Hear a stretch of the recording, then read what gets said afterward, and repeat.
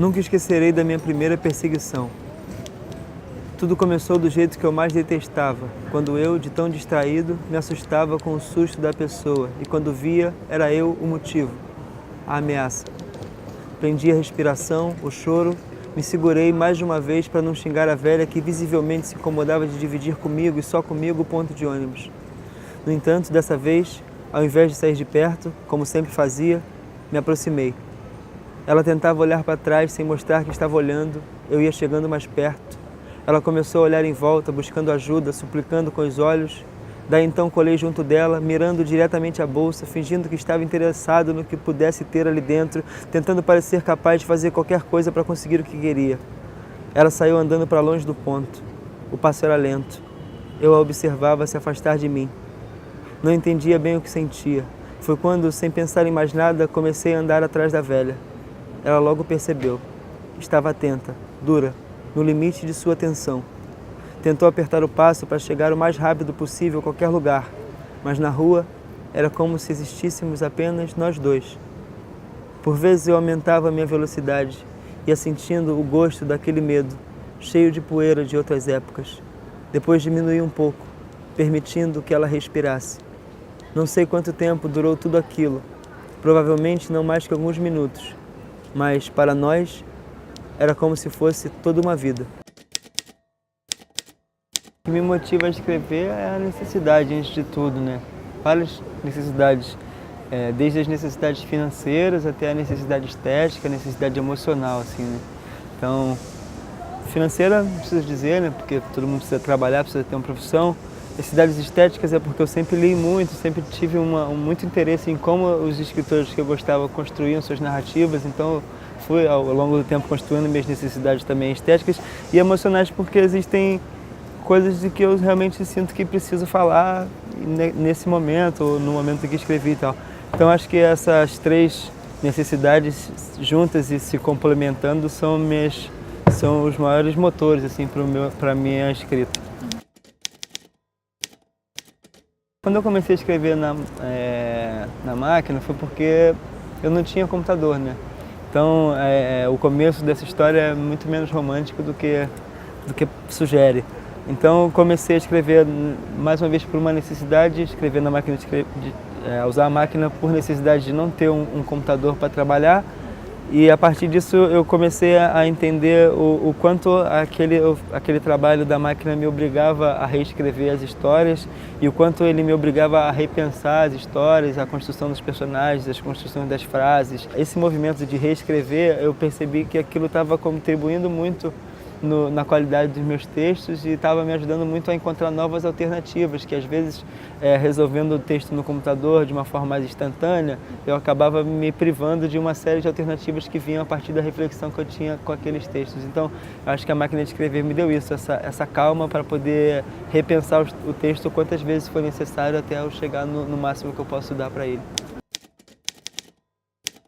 Eu coloco essa influência muito no campo afetivo, né? Porque como eu fui alfabetizado pela minha avó, como as primeiras histórias que me interessaram eu ouvi da boca dela, enfim, e além dela ser uma grande contadora das próprias histórias dela, então, e como eu acho que minha avó talvez fosse a pessoa que eu mais gostasse assim na minha infância, minha pessoa preferida no mundo, então eu acho que tudo isso influenciou no meu interesse pela literatura que acabou se desenvolvendo pelo resto da minha vida, né? Então eu acho que tem muito essa importância do afeto, do campo de alguém que você gosta muito de apresentar uma coisa, você também gostar dessa coisa e tudo isso ir conversando. Acho que um pouco com o que eu tenho com o futebol também, meu avô me falava com muita paixão do futebol e eu desenvolvi essa paixão desde muito cedo. Então eu acho que é muito a importância dela para o meu trabalho literário é muito por ela ter construído uma rede, laços afetivos com o objeto livro, com o fazer de contar histórias e a partir desses laços eu fui desenvolvendo outros interesses até eu chegar nesse momento que eu estou agora de alguém que não consegue imaginar uma vida sem literatura, assim, uma vida sem livros, enfim. A condição social de qualquer pessoa ela vai acabar determinando o lugar onde essa pessoa vai ser criada, onde ela vai formular o seu olhar e as suas relações. E aí sim, eu acho que esse campo é o que me influencia hoje em dia. Então, essa situação, a profissão da minha mãe, as profissões que ela já teve, as profissões que meu pai já teve, a grande influência dela é porque eles me colocaram num determinado lugar da cidade e eu me desenvolvi a partir desse lugar. E desse lugar eu trago as minhas influências de escrita. Graciliano Ramos e o Machado de Assis são autores que eu me identifico muito assim, no jeito de trabalhar a palavra.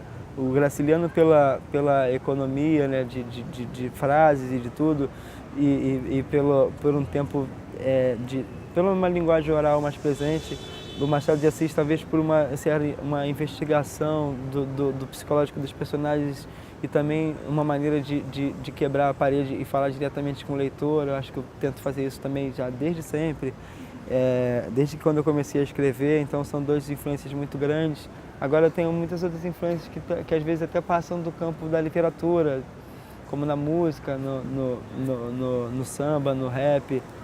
Tem muitos compositores que também formaram o meu pensamento crítico, o meu pensamento estético e que me influenciam bastante, que é o caso sei lá, do Cartola, do Nelson Cavaquinho, aí mais recente dos Racionais MCs, do Facção Central, do Criolo. Enfim, são muitas, as influências são muitas, na verdade, né? E eu acho que o mais legal é isso, você ter também acesso a tudo, né? Ao mesmo tempo que eu ouvia Racionais, eu ouvia todos os discos do Caetano Veloso, todos os discos do Chico Buarque. Então eu tinha muitos contrapontos, muitas contradições narrativas, muitos jeitos de contar histórias, muitos jeitos de falar de assuntos, e tudo isso acaba influenciando, né, diretamente. O problema que eu tinha como leitor, né, quando eu via que todas as pessoas que eram apresentadas no contexto ali da história, elas nunca tinham suas cores descritas, ou se tinha era para poder evidenciar uma característica física, por exemplo, fulana é ruiva, não sei o que e tal. Mas se fosse uma pessoa branca, sem nenhuma característica que chamasse muita atenção, ela simplesmente não era descrita como branca, nem como negra, nem como parda, porque aquilo era o natural, né? E agora toda vez que aparecia um personagem negro nessas histórias, tinha que vir como o negro fulano, o negro ciclano, que é tal o nome dele, trabalha não sei onde.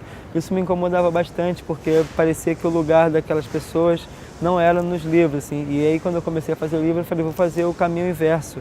Eu vou falar só quando os personagens forem brancos, né? E aí eu parti para o livro nessa ideia, e aí eu fui percebendo que à medida que eu não falava, todo mundo identificava os meus personagens como negros. E aí eu percebi a potência disso como uma provocação de que qual é o lugar da população negra na sociedade que a gente tem hoje? Por que determinadas histórias são ligadas diretamente à população negra? Isso já quer dizer bastante coisa sobre como a gente enxerga e sobre como a gente está vivendo também. Então eu achei que fosse interessante fazer esse movimento e tem dado certo, assim. Acho que está indo por um caminho mais ou menos do que eu imaginava enquanto eu fazia. Eu comecei a trabalhar nesse romance no final do ano passado, antes ainda de sair o livro, talvez até por uma necessidade que eu tinha de lidar com a ansiedade que eu estava enfrentando ali, né, da publicação do livro. Aí agora eu tive que dar uma parada para poder cumprir os compromissos todos de divulgação desse livro do Sol na Cabeça.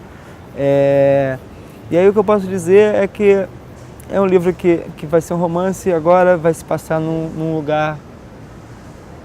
Ele vai circular um pouco pela cidade, mas o lugar onde ele mais vai se passar vai ser na Rocinha, o que já é uma diferença grande para o primeiro livro, que circula por alguns lugares da cidade, mas ao mesmo tempo ele vai muito para essa coisa do epicentro, que é um conceito que eu trago já nesse primeiro livro.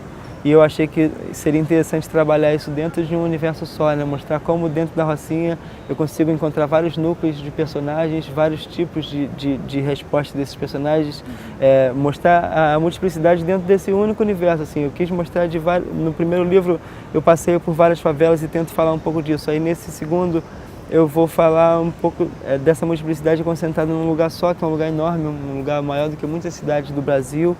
E trabalhar em cima disso. Aí o livro se passa entre 2011 e 2013.